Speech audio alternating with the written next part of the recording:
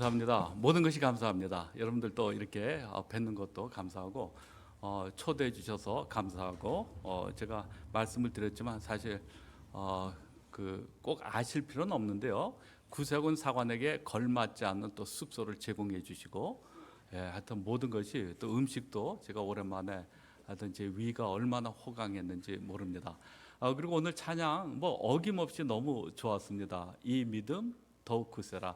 제가 정말 제일 좋아하는 찬송입니다. 그래서 사실은 그 설교 후에 우리가 찬송을 부를 때 항상 제가 이 찬송을 맨 마지막에 늘 불렀으면 좋겠다 할 정도로 좋은 찬송가. 제가 어느 날 그 국립 합창단이 이 노래를 이 믿음 굳세라 이 찬송을 부르는데 막 눈물이 날 정도로 너무 좋았습니다. 그래서 그때 제가 이 찬송을 너무너무 좋아하기 시작했는데 아마 누군가 혹시 구세군 시카고 영문에 내통을 하셔가지고 제가 좋아하는 줄 알고 여러분들 혹시 저한테 혹시 그런 인포메이션을 받으셔서 준비하신 거 아니죠? 하여튼 너무너무 감사를 드립니다.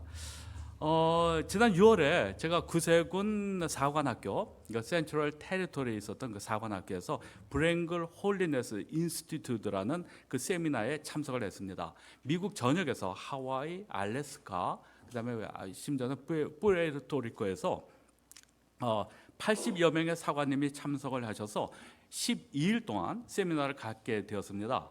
근데 세미나 기간 중에서 가장 좋았던 내용이 그 백미라고 하죠. 백미가 뭐냐면은 식사 시간 때마다 아침에 한 두 분의 사관님, 그다음에 점심에 한 네 분 혹은 다섯 분, 그리고 저녁에는 한 두 분 혹은 세 분 정도가 식사 후에 간증 시간을 갖게 되었습니다. 그래서 다 이렇게 어사인을 하셔서 그래서 그 5분 정도. 근데 사관님들이 하여튼 다 시간을 잘 안 지키시더라고요. 그래서 보통 6분, 7분에서 이제 그 간증을 이제 듣게 되었는데요.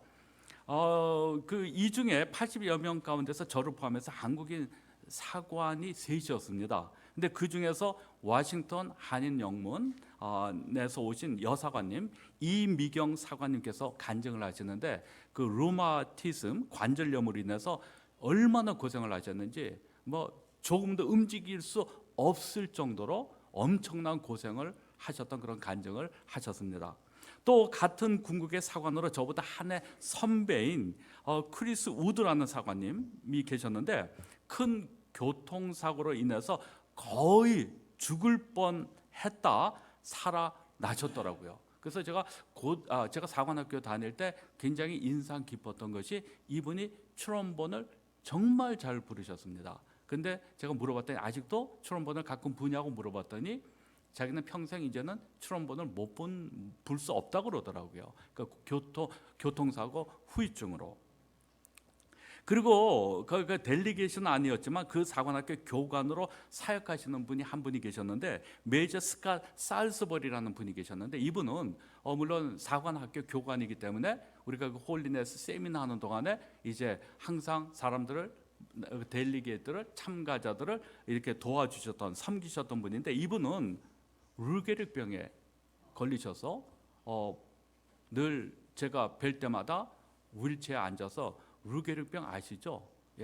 뭐 천형이라고 할 수 있는 그 엄청난 루게릭병에 걸리셔서 이제 말씀은 하시는데 몸은 전혀 움직이실 수 없는 그런 상태에서도 얼마나 밝게 유머도 하시고 재밌게 또 우리 같은 테이블에 앉을 때마다 얘기를 나누셨는지요.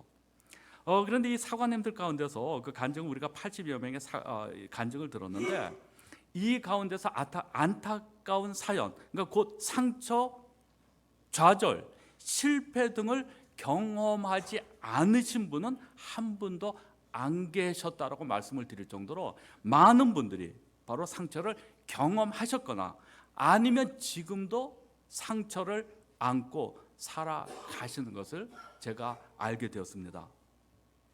여러분, 나라건 개인이건 위기가 없는 삶은 없습니다. 나름대로 우리가 다 상처가 있습니다. 세계 최강의 나라인 미국에도 여러 번에 걸쳐서 위기가 온 적이 있습니다. 20세기에 들어서만 여러 번의 위기가 있었죠. 1차 세계대전, 2차 세계대전을 주도적으로 치러야 했습니다. 그리고 그러니까 미국의 경제 공황이 있었고 또 대통령이 암살되는가 하면 또 베트남에서 미국 전쟁 역사상 첫 번째 패배를 맛보기도 했습니다. 또 석유 파동으로 인해서 경제적 혼란에 빠지기도 했고요. 또 9.11 사건으로 인해서 미국은 아프가니스탄 그리고 이라크를 상대로 전쟁을 치러야 했습니다. 이 밖에 세상의 모든 나라가 시시때때로 위기를 경험하고 있습니다. 지금 그 프랑스에서 정말 얼마나 많은 사람들이 계속 테러로 인해서 많은 사람들이 희생되고 있습니다. 이런 국가적인 위기는 그 나라의 운명이 걸려 있을 정도로 심각한 것도 있습니다. 우리가 잘 아는 이스라엘도 이스라엘이 건국된 이후에 수많은 위기를 겪어야 했습니다. 그리고 나라뿐 아니라 개인도 마찬가지죠. 성경을 보시면요, 성경에 나오는 그 모든 믿음의 인물들이 수많은 위기를 겪고 넘어갔습니다. 그 중에 최고의 인물이 저는 다윗이 아닌가 생각합니다. 다윗은 수많은 생명의 위기를 잘 넘겼습니다. 때로는 수초, 불과 몇 초 간격으로 위기를 모면하기도 했고요. 또 가드왕 아기스 앞에서는 생명을 보존하기 위해서 미친 척하기 위해서 침을 막 이렇게 흘리면서 그래서 위기를 모면하기도 했습니다. 비단 다윗만 그랬습니까? 모세, 아브라함, 야곱, 위대한 선지자 엘리야도 위기를 한두 번 겪은 것이 아니죠. 우리 신약 시대에서는 사도 바울이 최고가 아닌가 생각합니다.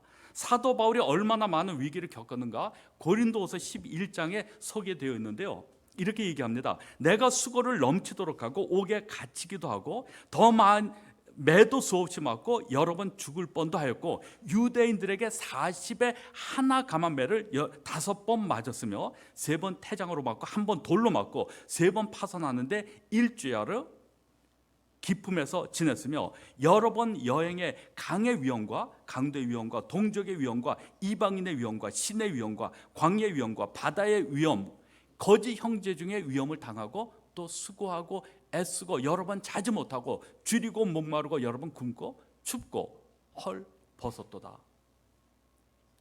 내용과 목적은 개인에 따라 다르겠지만 아마 여러분들도 각각 그동안 여러분의 인생을 살아오시면서 여러 번에 걸쳐서 위기를 분명히 겪으셨을 것으로 저는 믿고 있습니다. 위기는 사업이나 직장에만 있는 것이 아니라 또 부부간에 갈등이 올 수도 있고요, 자녀 문제일 수도 있고 신앙생활의 문제일 수도 있습니다. 거의 모든 생활의 영역에 위기가 올 수 있다는 것이죠. 저에게도 어둠이 있었습니다. 어려움이 있었습니다.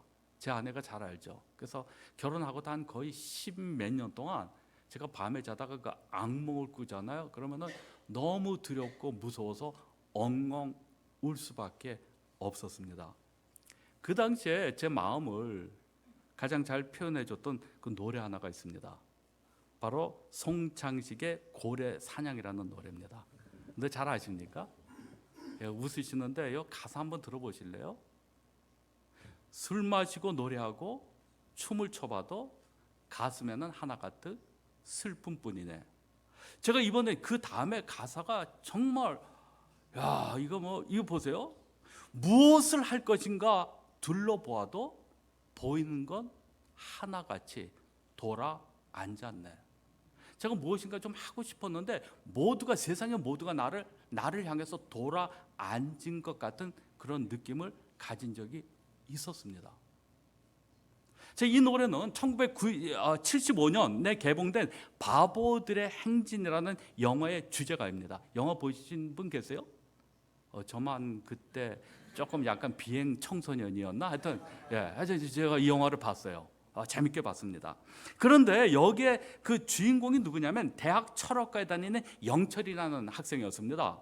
그런데 꿈과 이상을 키우면서 젊은 대학 시절을 보내지만 나중에 현실의 어려움과 갈등에 부딪혀서 마지막으로 이 영철이가 선택한 그 선택은 뭐냐면은 고래를 잡으러 가는 거죠.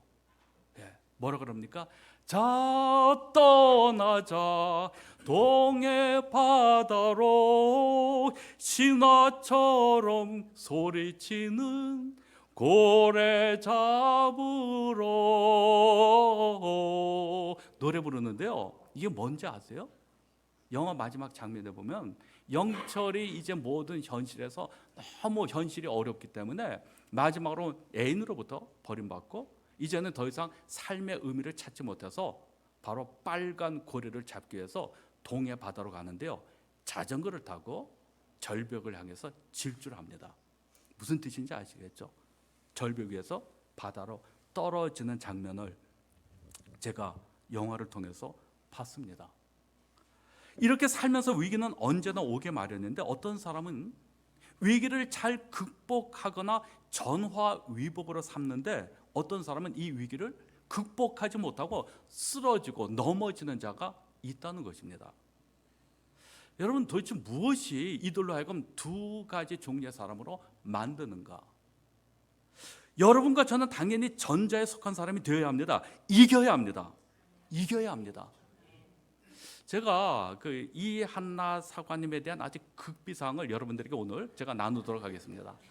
무료로 거저로 제가 나누겠습니다. 거저가 아니죠. 여러분들에게 받은 사랑이 너무 커서 제가 이한나 사관님이 절대 밝히지 않을 제가 미리 여쭤보지도 않았어요. 제가 얘기해도 되겠습니까? 정말 극비사항인데 제가 한번 여기서 나누도록 하겠습니다.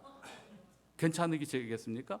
여기 뭐 나중에 뭐 문제가 있으면 이 사관님을 뭐 이렇게 알아서 하십시오. 분명 허락 받았습니다. 이 그 극비가 뭐냐면요. 이 한나 이 사관님 성함이 얼마나 예쁩니까? 근데 이 본명이 뭔지 아시죠? 뭐 이 길자. 옛날에 그 당시에는 다 무슨 자, 뭐 영자, 길자, 뭐 그래요. 근데 성하고 같이 따져보십시오. 결혼을 잘 하셔가지고 성이 이제 이자로 바뀌어서 이길자가 되었어요. 이길자. 여러분 얼마나 이름이 좋습니까? 이겨야 합니다. 이길자가 우리가 다 돼야 된다는 겁니다. 이길자가 돼야 돼 우리가. 여러분 우리는 무조건 이겨야 합니다. 왜? 선한 일을 위해서 하나님의 영광을 위해서 우리는 이겨야 합니다. 왜? 이것이 하나님의 뜻이기 때문입니다. 그리고 우리가 이길 수 있는 능력이 우리에게 있습니다. 내게 능력 주시는 자 안에서 모든 일이 가능하기 때문에 우리는 이길 자가 되어야 합니다. 그래서 이 시간에 본문을 통해서 어려움이 닥칠 때 어떻게 우리가 극복할 것인가, 어떻게 승리할 것인가에 대해서 말씀을 드리겠습니다. 자, 오늘 본문의 이해를 돕기 위해서 먼저 배경을 제가 말씀을 드리죠. 예루살렘이 바벨론에 의해서 멸망된 이후에 바벨론 왕 느부갓네살 왕이 이제 예루살렘에 잘나고 똑똑한 젊은이들을 바벨론으로 잡아왔습니다. 그 이유는 뭡니까? 똑똑하고 잘난 이들을 훈련시켜서 바벨론에서 잘 사용하기 위해서, 이용하기 위해서 그들을 붙잡아왔습니다. 근데 어느 날 예기치 않은 일이 발생했습니다. 바로 느부갓네살 왕이 꿈을 꿨는데 이 꿈이 너무 생생하고 정말 이상한, 하여튼 뭔가가 보통 꿈이 아니라는 것을 알고 이 꿈을 해석할 것을 명령했습니다. 보통 사람들이 그 꿈을 해석할 때 꿈을 얘기해주고 이 꿈이 어떤 꿈인 줄 혹시 좀 한번 혹시 아시겠습니까? 이러잖아요. 근데 이 느부갓네살 왕은 꿈을 해석을 요구한 것이 아니라 내가 어떤 꿈을 꿨고 또 그 꿈 얘기도 할 뿐 아니라 해석을 곁들여라 라고 명령을 내렸습니다. 말이 안 되죠. 뭐 그 꿈을 무슨 꿈을 꿨는지 어떻게 합니까? 그 안에 들어가 보지 않은 이상. 자, 그런데 이 꿈이 얼마나 심각했냐면 느부갓네살 왕에게 얼마나 심각했냐면 이 꿈을 너희들이 만약에 내가 어떤 꿈을 꿨는데 그 꿈에 대한 내용을 말하고 그 다음에 해석을 얘기하지 않으면 너희들 다 죽이겠다. 너희들 잘났다고 지금 뭐 천문학 박사건 뭐 지혜적인 박사이건 점장이건 누구건 할 것 없이 내가 잘났다고 생각하는 너희들 모두 다 죽여버리겠다. 바로 이들 가운데 죽음의 대상 가운데 바로 다니엘과 세 친구가 포함이 되어 있었습니다. 근데 오늘 본문 그 14절부터 16절에서 다니엘은 왕의 근위대장 아력에 이렇게 얘기합니다. 왕의 명령이 왜 그렇게 급하십니까? 제게 시간을 좀 주십시오. 그러면 제가 꿈을 해석해 드리겠다라고 얘기합니다. 바로 저는 여기서 위기 극복의 첫 번째 원리를 제가 찾을 수가 있었습니다. 바로 다니엘이 근위대장 아리옥에 자신에게 시간을 주면 느부갓네살의 왕의 꿈을 해석하겠다고 얘기할 때 여기 보면 명철하고 슬기로운 말로 부탁했다고 기록이 되어 있습니다. 그냥 얘기한 것이 아니라 바로 명철하고 슬기로운 말로 바로 부탁을 했다. 여기서 명철이라는 단어 그리고 슬기라는 단어가 나오는데 이것은 다니엘이 신중하고 사려 깊은 사람이었음을 우리는 알 수가 있습니다. 여러분, 어려운 상황 속에 놓였을 때 가장 먼저 우리가 해야 할 일은 일단 입을 다물고 상황을 우리가 지혜를 가지고 상황을 한번 우리가 살펴보는 일이 정말 중요하다는 것이죠.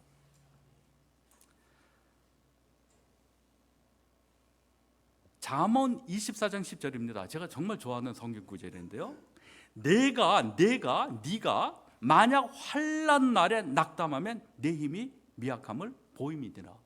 그래서 제가 어려움이 있잖아요. 교회에서 뭐 어려움이 없겠습니까? 21년 제가 목회를 했지만 한 곳에서 어려움이 있습니다. 다 비슷한 사람들이 모여 있습니다. 샌프란시스코에 여기 계시는 우리 상황 올 네이션 교회의 성도님이나 우리 시카고에 있는 구세군 성도님이나 별 다르지 않습니다. 다른 건 딱 하나 있죠. 조금 더 예쁘시다는 거. 뭐 그거 위에는 뭐 별로 크게 다르지 않다. 사람들의 마음은 다 비슷합니다. 어디 가나 문제 있을 수 있습니다. 그런데 어려움을 만나고 힘든 일을 만나면요, 항상 제가 이 잠언 24장 10절을 제가 기억을 하고 합니다. 어려움이 있을 때 내가 낙담하면 나는 미약한 사람이다. 제가 미약하지 않거든요.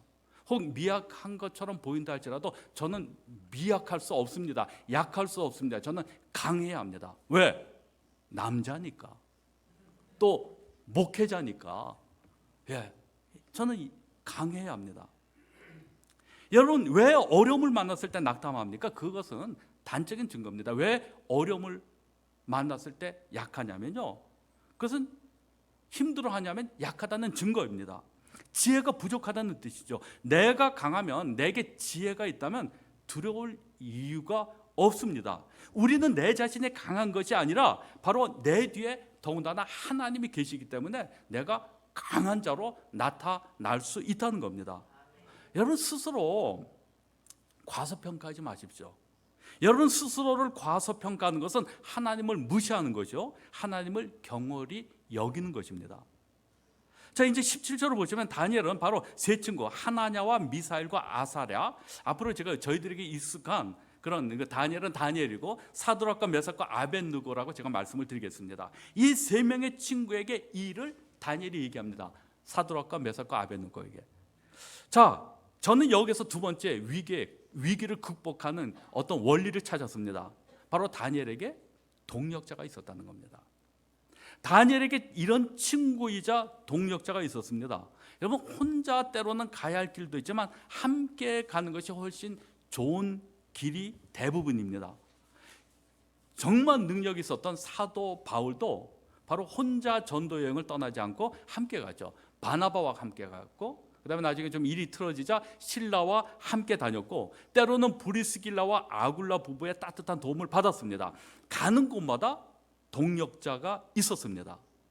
물론 가는 곳마다 사도 바울을 욕하고 비방하고 방해하고 심지어 죽이려고 했던 자도 많았지만 사도 바울을 위해 목숨을 아까워하지 않는 동력자로 인해서 사도 바울은 자신의 길을 갈 수가 있었습니다.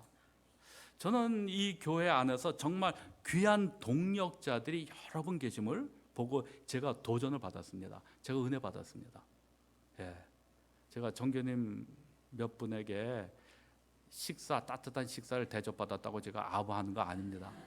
이제 이원철 우리 사관님하고 비슷해서 제가 아부를 잘 못하거든요. 예, 근데 정말 이 정교님들의 모습을 보고 제가 정말 은혜 받았습니다. 동력하는 것이 얼마나 아름답다는 것을 제가 다시 한번 여러분들의 모습을 통해서, 여러분 선교님 혹은 부교님을 통해서 제가 볼 수가 있었습니다. 여러분, 교회 안에 이런 동력자들을 위해서 여러분 계속 기도하셔야 합니다. 그리고 여러분 자신이 이런 귀한 친구 또 귀한 동력자가 되어 주십시오. 그리고 담임 사관님에게 이런 동력자가 반드시 필요합니다. 자, 그 다음에 위기 극복의 세 번째 원리는 18절에 있습니다. 바로 뭐냐면요, 너무 뻔한 것 같지만 너무 중요한 말씀입니다. 바로 기도입니다. 다니엘의 얘기를 들은 세 친구는 지체 없이 합심해서 하나님께 기도했습니다. 하나님의 보호하심을 구했습니다. 시편 121편에서 시편 기자는 이렇게 질문을 했습니다. 내가 산을 향하여 눈을 들리라. 나의 도움이 어디서 올꼬? 그러고는 이제 스스로 대답을 하죠. 나의 도움이 천지를 지으신 여호와에게서로다. 여러분, 느헤미야도 예루살렘 성이 무너진 소식을 듣고 하나님께 간절히 기도할 때 하나님께서 왕의 마음을 움직였습니다. 또 야곱이 야복 강가에서 기도로 하나님과 씨름하여 이김으로 하나님께서 에서의 마음을 움직이셨습니다. 여러분, 모세의 위대함이 무엇입니까? 지팡이? 네, 아닙니다. 기도 외에는 사실 모세가 한 것이 거의 없습니다. 말주변도 없었고 의심도 많았고 겁도 많았지만 그가 할 수 있었던 일 한 가지, 바로 문제가 있을 때마다 그는 기도했습니다. 이 모든 위대한 믿음의 선진들의 공통점이 바로 기도였다는 거죠. 기도밖에는 없습니다. 문제가 생겼을 때, 위기가 생겼을 때 기도하십시오. 기도할 수 있는데 왜 걱정하십니까? 기도하면서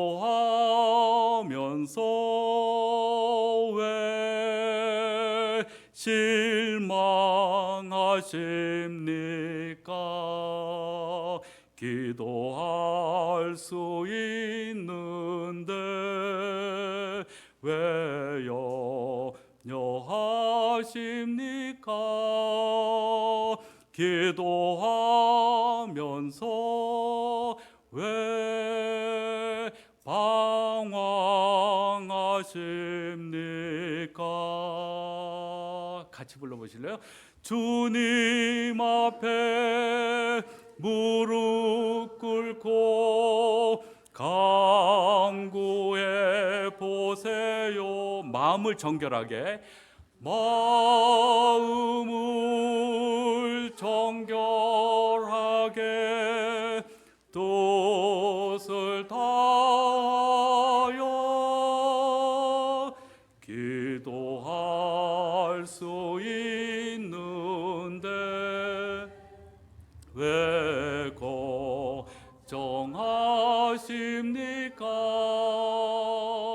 기도하면서 왜 실망하십니까?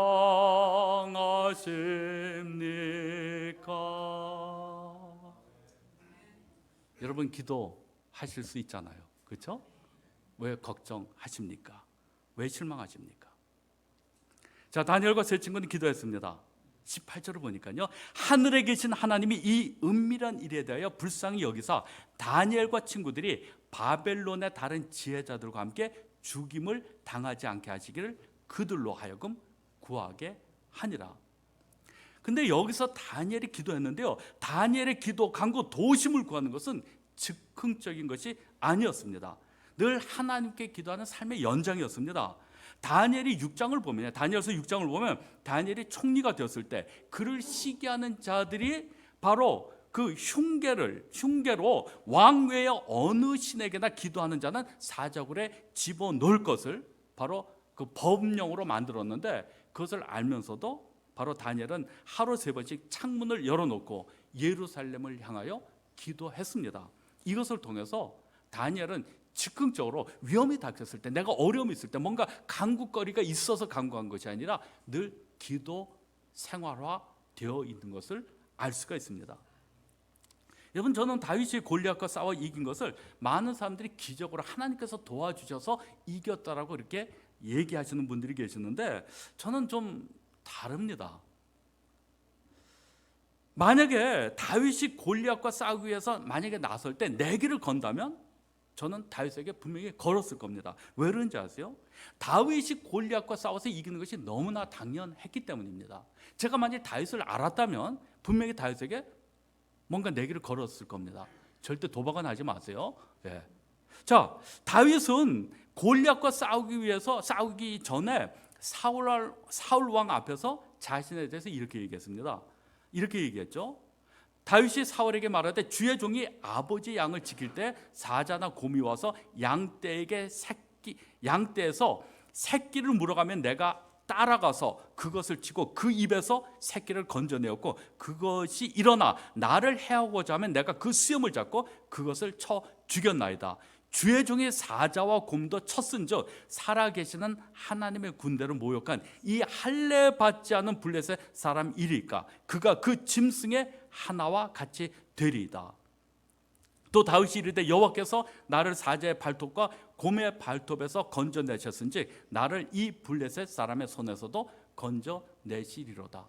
평상시에요 다윗이 어떤 사람이었냐면 곰이 새끼를 물어가잖아요. 조금도 두려움이 없이 쫓아갔습니다. 구해왔어요. 왜 그런지 아세요? 내가 곰과 대항해서 싸워서 100번 싸워서 100번 이길 수 있는 확신이 있었습니다. 확신이 아니라 능력이 있었다는 거죠.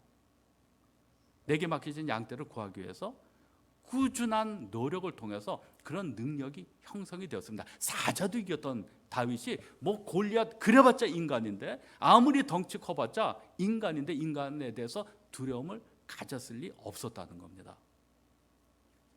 자, 이런 다니엘의 기도의 결과는 뭐죠? 뻔했습니다.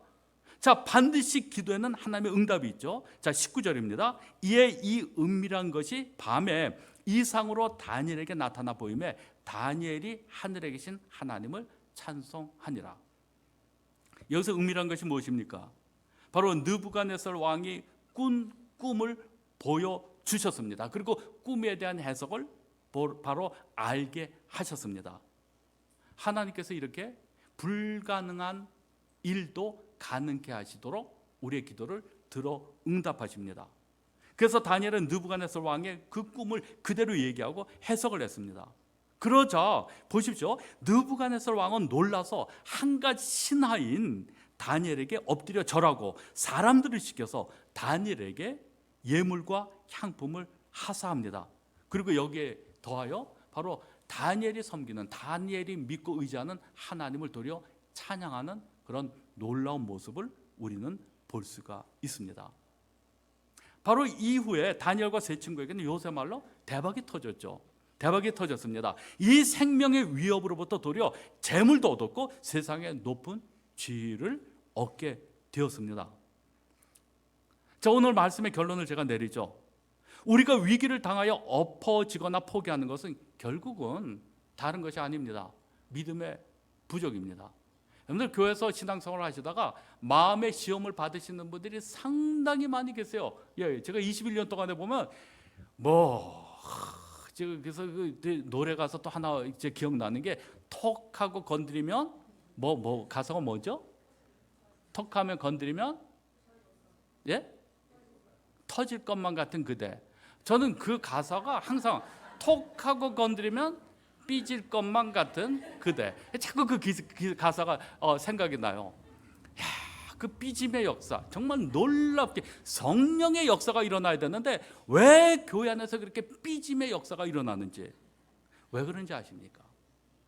다른 거 아니에요. 결국은 믿음의 부족함이라는 거죠. 여러분, 여호와가 나의 목자이심을 믿는 믿음만 있어도 우리의 삶, 여러분의 삶은 이제 끝입니다. 여러분의 인생이 끝장났다는 것이 아니라 여러분의 삶 가운데 걱정, 근심, 불평이 끝이 났다는 말씀입니다. 여러분, 우리 하나님의 백성에게 위기는 축복을 위한 준비에 불과합니다. 잠시 어려움으로 인해서 우리가 인생을 포기해서는 안 됩니다. 특별히 선한 일을 할 때요. 선한 일을 하신다고? 정교님들 특별히 제가 여쭤보고 싶어요. 선한 일을 하시고 좀 큰 일, 더 많은 책임을 가지고 일을 하신다고 주변에서 정교님 정말 잘하십니다, 존경합니다 이럽니까?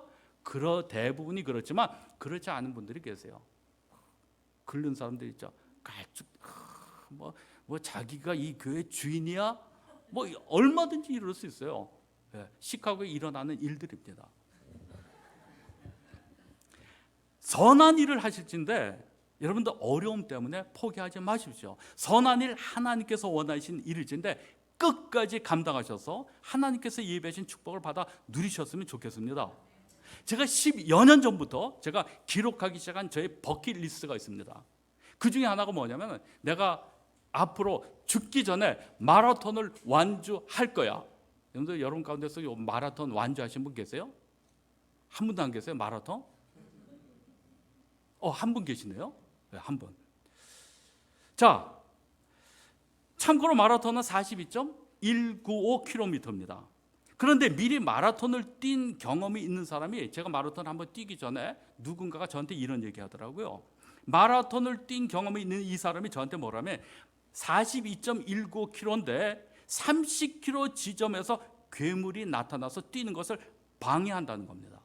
그 다음에 35km 지점에서 또 다른 벽을 만나게 된다는 거죠. 제가 그 얘기를 듣고 그래서 이제 그냥 별 대수롭지 않게 생각하고 제가 드디어 3만 명이 모이는 마라톤 대회에서 같이 이제 맨 뒷줄에서 뛰기 시작했습니다. 뛰는데 뛸만해요. 옆에서 그 페이스메이커를 뛰는 친구가 야야야 호인아 좀 천천히 가. 그래서 제가 뛰면서 이 친구가 겁먹었나 이걸 가지고 그래서 막 열심히 뛰어서 제가 20km까지 하프 마라톤까지 제가 열심히 잘 뛰었습니다. 그때부터 정말 힘들기 시작하는데 정확하게 30km를 딱 도착하니까 진짜 몬스터가, 괴물이 나타나서 저를 괴롭히기 시작했습니다. 발에 쥐가 나고요, 허기가 지고 정말 견딜 수가 없더라고요. 그러나 제가 누굽니까? 의지의 장호인 사관 아닙니까? 그래서 또 그 30km를 그 위기를 극복하고 뛰니까 35km가 되니까 정말 벽이 나타나더라고요. 여러분, 이것은 현실이라는 벽, 현실이라는 괴물이었습니다. 우리가 디디고선 이 세계에 중력의 법칙이 있습니다. 되돌릴 수 없는 시간의 진행이 있습니다. 예컨대 사과는 다시 하늘로 올라갈 수 없습니다. 또 계란으로 바위를 깨트릴 수 없습니다. 그와 마찬가지로 사람들이 얘기합니다. 너는 장애인이니까, 좋은 대학을 안 나왔으니까, 가난한 집에서 태어났으니까, 뚱뚱하고 못생겼으니까, 원래 안 되는 일이니까 넌 노력하지 마, 안 돼라고 얘기합니다. 이것이 현실이라는 거죠. 그런 것들이 저를 붙잡더라고요. 35km 지점까지 왔는데 이 또다시 제가 만난 벽은 이겁니다. 온 우주가, 한 인간 3만 명 가운데 한 인간 장호인 사관이, 제가 어디 가서 춘천에서 마라톤을 뛰었는데 그 멀리 비행기까지 타고 가서 마라톤을 한번 완주하고자 버킷리스트에 있는 그거 하나 제가 한번 해보겠다고 왔는데 치사하게 온 우주가 저를 붙잡고 저를 막아서는 거예요.